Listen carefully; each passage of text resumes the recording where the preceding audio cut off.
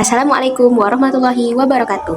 Perkenalkan, saya Siti Raihana dengan NIM F10512510113. Di sini saya akan menjelaskan tugas dan etika profesi keguruan.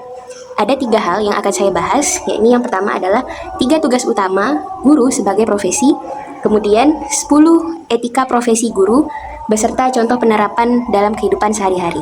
Nah, berikutnya saya akan menjelaskan 3 tugas utama guru sebagai profesi. Yang pertama yaitu mendidik, mengajar, dan melatih. Saya akan menjelaskan yang pertama yaitu mendidik. Mendidik merupakan guru yang bertanggung jawab untuk meneruskan dan mengembangkan nilai-nilai kehidupan. Guru juga berperan sebagai pihak yang meneruskan nilai-nilai yang telah ada dalam masyarakat, seperti nilai moral, etika, budaya, dan sosial. Selain meneruskan nilai-nilai, guru juga bertanggung jawab untuk mengembangkan nilai-nilai tersebut. Ini berarti guru tidak hanya mengajarkan siswa apa yang harus diketahui, tapi juga membantu siswa memahami mengapa nilai-nilai ini penting dan bagaimana guru dapat mengaplikasikannya dalam berbagai situasi. Guru dapat membantu siswa mengembangkan sifat-sifat seperti kejujuran, disiplin, tanggung jawab, dan empati. Nah, selanjutnya saya akan menjelaskan tugas utama guru, yakni mengajar. Nah, dalam mengajar, guru itu mengemban tanggung jawab untuk menjelaskan materi kepada siswa. Tanggung jawab ini mencakup pengajaran konsep, teori, fakta, dan informasi yang relevan dengan materi yang diajarkan. Nah, guru ini bertindak sebagai sumber pengetahuan yang membantu siswa memahami materi pembelajaran. Selain meneruskan pengetahuan yang sudah ada, guru juga bertugas untuk mengembangkan ilmu pengetahuan. Guru merancang kurikulum yang sesuai dengan perkembangan terbaru dalam bidangnya. Guru juga harus memahami dan mengintegrasikan teknologi dalam proses pengajaran. Nah, tugas utama yang terakhir adalah melatih. Guru juga mengemban tugas untuk mengembangkan keterampilan yang diperlukan oleh siswa dalam berbagai aspek kehidupan. Melatih berarti guru berperan dalam mengembangkan keterampilan siswa yang diperlukan dalam berbagai aspek kehidupan. Keterampilan itu mencakup keterampilan akademis, seperti menulis, membaca, berhitung, dan pemahaman konsep ilmu pengetahuan. Namun, melatih juga mencakup keterampilan praktis, seperti berkomunikasi, berpikir kritis, bekerja sama, dan menyelesaikan masalah. Guru tidak hanya mengajarkan teori, tetapi juga membantu siswa menerapkannya ke dalam dunia nyata. Nah, itu dia 3 tugas utama guru sebagai profesi. Berikutnya adalah 10 etika profesi guru beserta penerapannya. Jadi yang pertama adalah kejujuran. Seorang guru harus jujur. Jujur itu menggambarkan kewajiban guru untuk memberikan informasi yang akurat dan tidak menyesatkan kepada siswa, mengandung aspek kepercayaan dan integritas. Nah, contohnya dalam kehidupan nyata itu, kita mengajarkan materi menggunakan sumber yang kredibel, tidak menyebarkan misinformasi. Yang kedua adalah keadilan. Nah, keadilan ini mengajarkan guru untuk memperlakukan semua siswa dengan adil dan setara. Nah, contohnya itu menanggapi semua siswa dengan sama, tidak memandang suku, ras, agama, dan sebagainya. Kemudian, yang ketiga adalah tanggung jawab terhadap siswa. Nah, ini maksudnya adalah menekankan guru sebagai pembimbing dan pelindung siswa. Penerapannya dalam kehidupan sehari-hari adalah tidak mangkir dari tugas, melaksanakan 3 tugas utama guru beserta seluruh tugas. Selanjutnya yaitu yang keempat dan kelima, hubungan profesional dengan rekan kerja. Hubungan profesional dengan rekan kerja ini menciptakan kolaborasi dan dukungan di antara guru-guru. Komunikasi terbuka dan kerjasama antar pendidik dapat meningkatkan efektivitas pembelajaran. Contohnya dalam kehidupan sehari-hari itu adalah berbagi pengetahuan atau materi yang relevan meskipun misalnya berbeda mata pelajaran atau sesama mata pelajaran.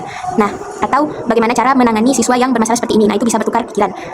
Kemudian yang kelima, pengajaran dan evaluasi yang konstruktif, adil, dan efisien. Ini contohnya adalah kita memberikan umpan balik yang jelas kepada siswa, tidak hanya mencoretnya tanpa penjelasan. Nah, itu kita bisa jelaskan kenapa yang ini salah, kenapa yang ini dia masih kurang tepat. Jadi kita memberikan umpan balik yang jelas. Nah, kemudian adil, jadi kita tidak meninggikan nilai siswa itu karena alasan yang subjektif.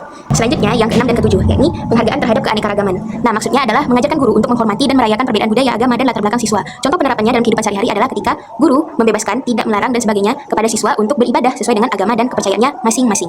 Nah, kemudian yang ketujuh adalah profesionalisme tinggi. Maksud dari profesionalisme tinggi ini adalah mencakup perilaku, penampilan, dan interaksi guru yang mencerminkan dedikasi pada standar moral dan profesional. Contohnya dalam kehidupan sehari-hari adalah ketika guru terus meningkatkan kemampuan dirinya, kapabilitasnya dalam mengajar, terus meningkatkan kemampuan untuk mengajarnya juga ilmu pengetahuan.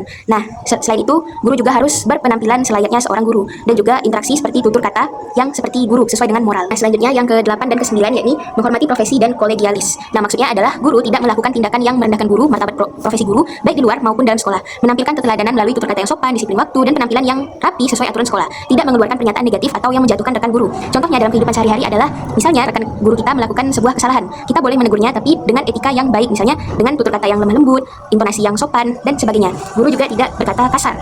Nah, kemudian yang 9, membangun kemitraan dengan orang tua. Membangun kemitraan dengan orang tua ini menyampaikan informasi dengan bahasa yang santun dan menghargai pendapat orang tua. Nah, contohnya dalam penerapan sehari-hari itu membuat grup WhatsApp orang tua, atau misalnya anaknya bermasalah, kita menghubungi orang tuanya, atau ketika anaknya melakukan suatu kegiatan atau prestasi, kita menginformasikan kepada orang tuanya. Nah, yang terakhir adalah tanggung jawab terhadap masyarakat dan negara. Jadi, guru juga mengemban tugas untuk menanamkan semangat kebangsaan, mencintai tanah air, dan berkontribusi positif bagi lingkungan. Contoh penerapannya dalam kehidupan sehari-hari adalah dengan kita berperilaku selayaknya guru. Nah, itu juga bisa memotivasi lingkungan sekitar untuk berperilaku baik seperti yang kita contohkan. Dengan itu kita berkontribusi positif bagi lingkungan.